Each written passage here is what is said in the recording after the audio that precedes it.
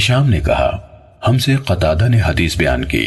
انہوں نے سالم بن ابی جعد سے اور انہوں نے حضرت معدان بن ابی طلحہ رضی اللہ عنہ سے روایت کی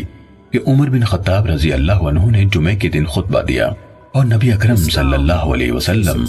اور ابو بکر رضی اللہ عنہ کا تذکرہ کیا۔ کہا میں نے خواب دیکھا ہے جیسے ایک مرغ نے مجھے 3 ٹھونگے ماری ہیں اور اس کو میں اپنی موت قریب آنے کے سوا اور کچھ نہیں سمجھتا، اور کچھ قبائل مجھ سے مطالبہ کر رہے ہیں کہ میں کسی کو اپنا جانشین بنا دوں۔ بلا شبہ اللہ تعالیٰ اپنے دین کو ضائع نہیں ہونے دے گا، نہ اپنی خلافت کو اور نہ اس شریعت کو جس کے ساتھ اس نے اپنے نبی صلی اللہ علیہ وسلم کو مبعوث فرمایا۔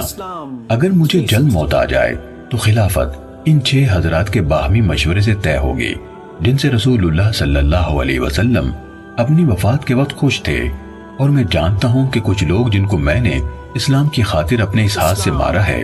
وہ اس امر یعنی خلافت پر اعتراض کریں گے۔ اگر وہ ایسا کریں گے تو وہ اللہ کے دشمن، کافر اور گمراہ ہوں گے۔ پھر میں اپنے بعد جو حل طلب چیزیں چھوڑ کر جا رہا ہوں ان میں سے میرے نزدیک کلالہ کی وراثت کے مسئلے سے بڑھ کر کوئی مسئلہ زیادہ اہم نہیں۔ میں نے رسول اللہ صلی اللہ علیہ وسلم سے کسی مسئلے کے بارے میں اتنی دفعہ رجوع نہیں کیا جتنی دفعہ کلالہ کے بارے میں کیا، اور آپ نے بھی میرے ساتھ کسی مسئلے میں اس قدر سختی نہیں برتی جتنی میرے ساتھ آپ نے اس مسئلے میں سختی کی، حتیٰ کہ آپ نے انگلی میرے سینے میں چبھو کر فرمایا اے عمر،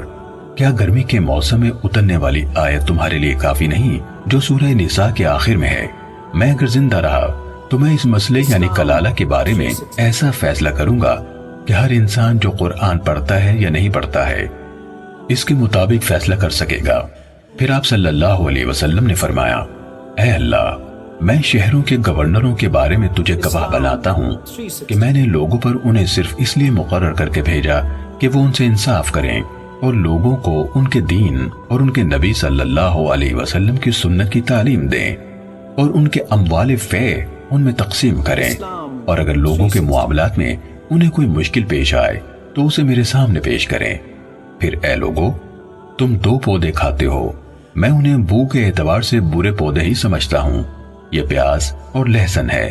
میں نے رسول اللہ صلی اللہ علیہ وسلم کو دیکھا جب مسجد میں آپ کو کسی آدمی سے ان کی بو آتی تو آپ اسے بقی کی طرف نکال دینے کا حکم صادر فرماتے، لہٰذا جو شخص انہیں کھانا چاہتا ہے وہ انہیں پکا کر ان کی بو مار دے۔ صحیح مسلم۔